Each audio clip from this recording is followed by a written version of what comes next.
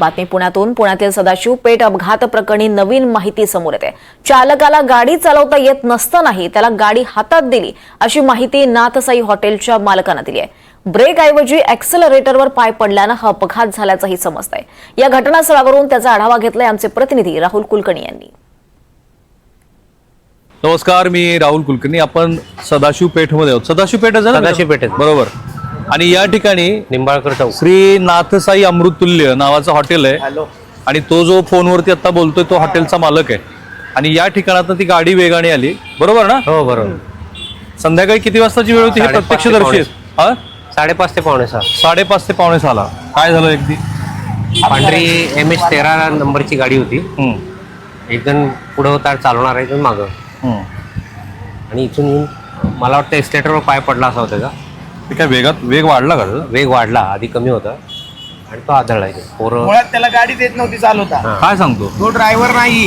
त्यांनी त्याच्या मित्राकडनं गाडी घेतली फोर्स करून. गाडी येत नसताना पण जो मालक आहे त्या चालकाने त्याला गाडी दिली चालवायला. तो या गल्लीत ना असा आणि इथून स्पीड वाढला. या ठिकाणी ब्रेक दाबायचा. ये ना, ह्या बाजूला ये, मला इथे दाखव. इथनं टर्न मारलेला आहे इथे. इथं ब्रेक दाबायचा, तिथे त्याचा ऍक्सिलेटरवर पाय गेलेला आहे. बरं. त्याच्यामुळे तो असा. आणि इथं अर्धा पोरं चहा पित होते. त्यांनी धडकलं, ते स्टूल बिल मोडलाय, त्याचं चहाचं भांडं सांडलं. भरपूर नुकसान झालं. नाही, पण तू जे म्हणतोय की त्याला गाडी येत नव्हती चालवायला, हे कशाच्या आधारावरती? तुझ्या दुकानाकडे कशाच्या आधारावरती म्हणजे तो मागच्या गल्लीतनं पण आला ना. तुमच्याकडे माहिती? मागच्या गल्लीतनं पण माईक त्यानं देतो. उडवलंय. काय सांगतो? हो, रिव्हर्स मध्ये. इथे या बरोबर. हे घ्या माईक. मागच्या गाडीतनं तो रिव्हर्स मध्ये हे पकड तुझ्या हातावर. मागच्या गाडीतनं काय झालं? असंच पकड.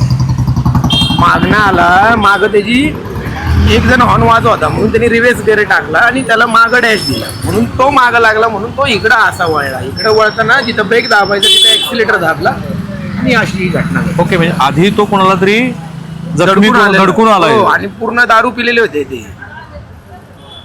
ओके. तू जेव्हा तुम्ही त्याला खाली ओढलं, कारण नंतर पोरांनी मारलं पण त्याला. इथं गाडी तशी धडकली, ह्या इथे? खांबामुळे वाचली. हा जो खांब आहे, हे दुकान आहे आमचं. हा खांब आहे, या खांबामुळं ती गाडी थांबली, स्टॉप झाली. या खांबामुळे? हो, या खांबामुळे. हे माईक धर ना बरं तुझ्याकडे. या खांबामुळे. आणि पुढं जे लोक होती ती त्यामुळं वाचली. जर हा खांब नसता तर? हा खांब नसता तर अजून 5-6 जणांचं नुकसान झालं. या तुझ्या स्टॉलच्या तिथे 25-30 मुलं उभारलेली आहेत. 10 ते 12 जण होती. संध्याकाळी किती वाजताची घटना आहे? 5:30ची. आणि 5:30च्या वेळेला तो तिकडून कोणाला तरी धडकून आला, बरोबर? या ठिकाणी तू स्वतः चहा करत होतास?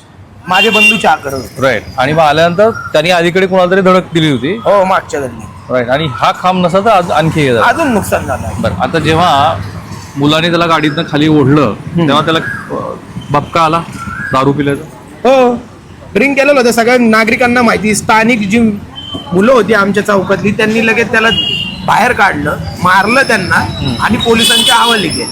ओके. आणि जे स्टुडंट होते, काही नागरिक होते, त्यांना माग या भावे स्कूलच्या मागं योगेश हॉस्पिटल म्हणून आहे मोडक, तिथं 9 विद्यार्थ्यांना ऍडमिट केलं आणि 3 जणांना संचितीला ऍडमिट. राईट. जे 9 जखमी होते ते किरकोळ स्वरूपाचे आहेत की जास्त गंभीर गंभीर? हो. एका मुलीची तर कमरेपासून पाय म्हणजे थोडक्यात गेले जमलं. जो एक संचितीला पेशंट आहे त्याचा 3 ठिकाणी पाय तुटला. काय सांगतो?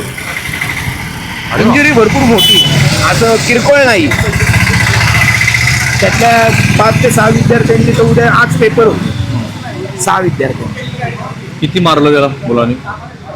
काय नॉर्मल, आता राग अनावर झाला असून पब्लिकचा, तेवढं तर होणारच.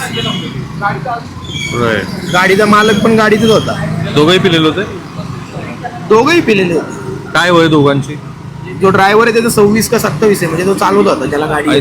जो गाडी येत नसताना त्याने मित्राकडनं गाडी मागून घेतली फोर्स करून. तो देत नव्हता. असं तो मारताना त्यावेळेला तो म्हणाला का? नंतर मालक सांगत होता गाडीचा. काय म्हणाला मालक?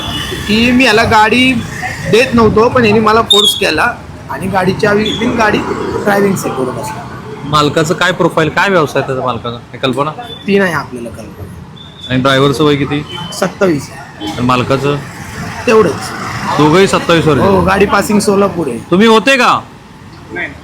27 MH13 सोलापूर पासिंग आहे. आणि गाव तिकडचंच आहे बहुतेक, गाव तिकडे. आणि तू म्हणतोस की जी जखमी झाली मुलगी तिच्या कमरेपासून हे झालं? हो, जी फुटेज मध्ये आली ना, तिला गंभीर इजा झाली. ती अजूनही हॉस्पिटलला आहे? अजूनही ऍडमिट आहेत. सगळे पेशंट ऍडमिट आहेत.